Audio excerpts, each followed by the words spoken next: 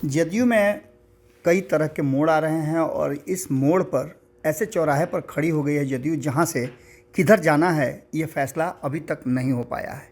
एक तरफ जनता दल यूनाइटेड से हाल फिलहाल में ही उपेंद्र कुशवाहा निकले हैं, तो उनके निकलने के बाद पार्टी को संगठित करने और पार्टी को एकजुट रखने की बड़ी जिम्मेवारी थी। तो वहीं दूसरी तरफ नागालैंड में चुनाव होने के बाद जिस तरह का रिजल्ट आया और इस रिजल्ट के पहले जो दावे किए जा रहे थे वो ध्वस्त हुए, उसके बाद से जो एकमात्र विधायक जीत करके आए थे वो भी भारतीय जनता पार्टी का दामन पकड़ लिए। इन सारी बातों को लेकर के अब चर्चाएं तेज हो गई है कि क्या नीतीश कुमार को अब फिर से एक्शन में आना होगा। हालांकि नीतीश कुमार अक्सर आपने देखा होगा कि जब जब पार्टी कमज़ोर हुई है तब तब वो अपने एक्शन में आए हैं और पार्टी को संभाला है। इस बार उनके सामने ललन सिंह हैं। लगातार जिस तरह से पार्टी के भीतर कई नेताओं की छुट्टी हुई है और जिस तरह के आरोप लगे हैं और उस आरोपों के बाद उनको बाहर का रास्ता देखना पड़ा है, वो देख करके ऐसा लगता है कि इस बार ललन सिंह का पंख कतरने के लिए नीतीश कुमार को मजबूर होना पड़ेगा।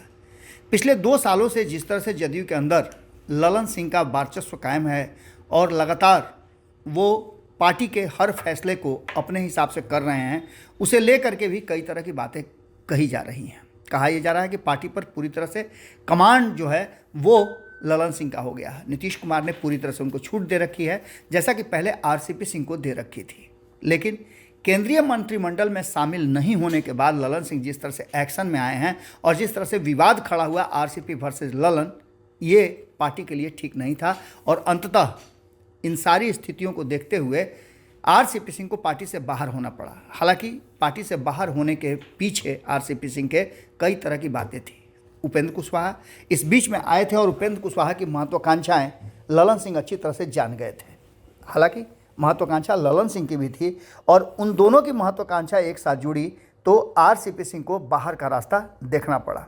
कई तरह के मोल भाव हुए होंगे और कई तरह की चीज़ें सामने आई होंगी, जिसको लेकर के आपने देखा भी कि कई बार ललन सिंह खुद चल करके उपेंद्र कुशवाहा के पास पहुंचे, साथ में चाय पिया, घंटों बातचीत हुई और उसके बाद आपने देखा कि किस तरह से आरसीपी सिंह बाहर हो गए। आरसीपी सिंह अभी भी सक्रिय राजनीति में तो हैं, लेकिन सक्रिय राजनीति में उनके होने और न होने का बहुत बड़ा अंतर नहीं है, क्योंकि मुस्तफ़ापुर अपने वो गांव में बैठ करके वहाँ से राजनीति कर रहे हैं और वहाँ से बैठ करके किस तरह की राजनीति की जा सकती है आप अच्छी तरह से जानते हैं। तो वहीं दूसरी तरफ कहा जाता है कि दूध की मक्खी की तरह बाहर होना पड़ा उपेंद्र कुशवाहा को, लेकिन उपेंद्र कुशवाहा अपने ज़मीन को मजबूती से पकड़ने के लिए आगे निकल चुके हैं। जहाँ एक तरफ अब नीतीश कुमार के पास मंथन का एक दौर चल रहा है।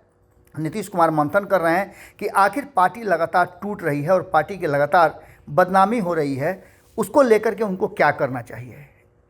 इन सारी बातों को लेकर के जिस तरह से नागालैंड विधानसभा चुनाव को लेकर के काफ़ी उम्मीदें पाल रखी थी, ललन सिंह ने यहाँ पर नीतीश कुमार को संतुष्ट किया था कि यहाँ जीत करके हम राष्ट्रीय पार्टी के रूप में आ जाएंगे। 5 विधानसभा सीटें अगर निकलवा लिए होते तो आप समझ लीजिए कि ललन सिंह की आज तूती बोलती और कोई उनके सामने खड़ा नहीं होता।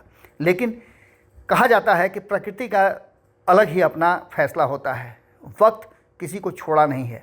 ललन सिंह का सारा हवाई प्लान जो है वो ध्वस्त हो गया, सारी पोल पट्टी खुल गई और ललन सिंह पूरी तरह से एक्सपोज हो गए। आपको थोड़ा सा याद पीछे दिलाना चाहेंगे कि किस तरह से आरसीपी सिंह पर यह आरोप लगाया गया था कि आरसीपी सिंह ने भारतीय जनता पार्टी के साथ उत्तर प्रदेश के चुनाव में समझौता कराने में कोताही बरती और समझौता नहीं हो पाया। ललन सिंह ने प्रेस कॉन्फ्रेंस करके कटघरे में खड़ा किया था आरसीपी सिंह को।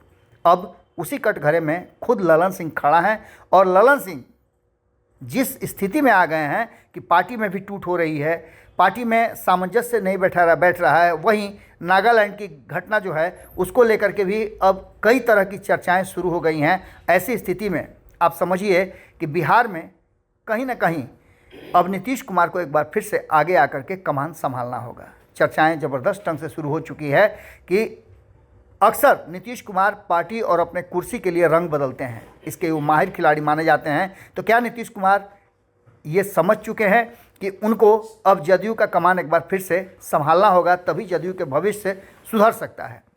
जदयू के भविष्य के लिए नीतीश कुमार आगे क्या करेंगे ये तो आने वाला वक्त बताएगा, लेकिन जिस तरह की राजनीति और जिस तरह के गठबंधन के हालात हैं उसको वो अच्छी तरह से समझ गए हैं। वो समझ गए हैं कि किसकी महत्वाकांक्षा क्या है और किस तरह से नीतीश कुमार को ये कहा गया था, गोली चुसाया गया था कि वो प्रधानमंत्री के उम्मीदवार बन जाएंगे और इसके पीछे की रणनीति क्या थी।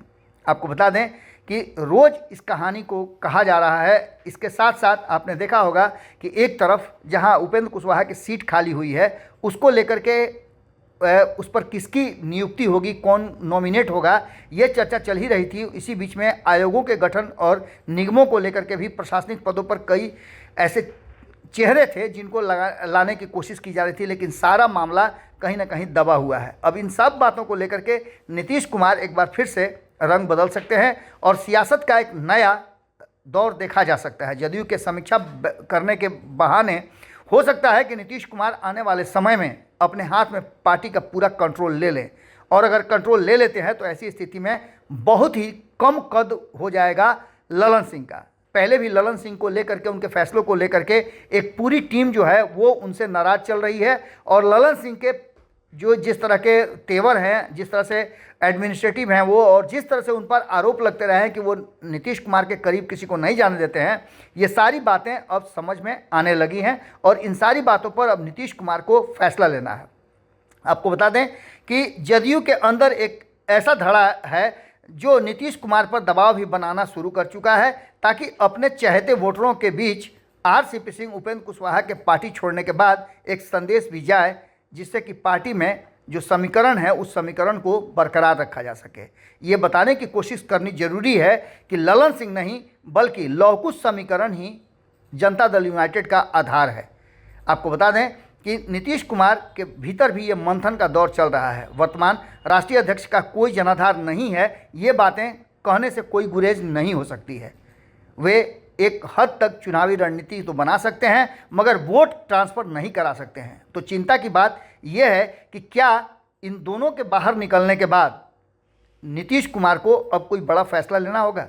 उधर दूसरी तरफ अगर देखा जाए तो तेजस्वी यादव के कोर वोटर कितना खुल करके नीतीश कुमार का सपोर्ट करेंगे, ये भी एक बहुत बड़ी बात होगी और इस पर भी नीतीश कुमार को फैसला लेना होगा। पिछले विधानसभा उपचुनाव में या रामविलास पासवान के साथ हुए बातों की तरह अगर जदयू के साथ भी ये सब कुछ हो गया तो जदयू पूरी तरह से बिखर जाएगी। हमने आपको खबरों में बताया भी था कि किस तरह से जनता दल यूनाइटेड के भीतर आने वाले 2024 और 25 के उम्मीदवारी को लेकर के भी चर्चाएं तेज हैं।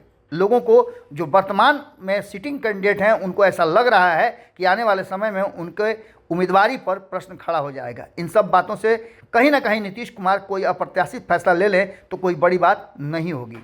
जदयू को एक बार फिर से मजबूत करना है और खड़ा रखना है, यूनाइट रखना है। इसके लिए कहीं ना कहीं ललन सिंह से ज़्यादा महत्वपूर्ण अब नीतीश कुमार हो गए हैं। और नीतीश कुमार जिस तरह से ललन सिंह लगातार अपने अभियान में, अपनी योजनाओं में फेल हो रहे हैं, उनकी पोल पट्टी खुल रही है, उससे नीतीश कुमार को अलर्ट होना जरूरी है। और नीतीश कुमार के जो सलैया लोग हैं वो नीतीश कुमार को ये बात समझा चुके हैं। देखना दिलचस्प होगा कि आने वाली राजनीति में नीतीश कुमार किस तरह से जनता दल यूनाइटेड को एक बार फिर से उस ऊंचाई तक पहुंचा पाते हैं, संगठित रख पाते हैं, क्योंकि ललन सिंह से अब ये काम होना संभव नहीं लगता है। जहां एक तरफ लौकुश की लड़ाई चल रही हो वहां ललन सिंह का कोई भी दाल गलने वाला नहीं है। जुड़े रहिएगा भारत लाइव के साथ। इस विश्लेषण के साथ हम आपसे जानना चाहेंगे कि आपको कैसा लगा। कमेंट बॉक्स में अपने राय जरूर दीजिएगा। यदि आपने हमारा चैनल अब तक सब्सक्राइब नहीं किया है तो ज़रूर कर लीजिएगा, क्योंकि इस तरह की खबरें हम लगातार आपको देते रहेंगे। बहुत बहुत धन्यवाद। अगर ये वीडियो पसंद आई और वह बिहार के राजनीति और बिहारियत से सरोकार रखेनी तो सब्सक्राइब बटन दबा के चैनल के सब्सक्राइब कर ली। ओजे एगो घंटी बा, ओकरा बटन दबा देला से कुल सटीक और मारक खबर रुआ मुफ्त में मिल जाई।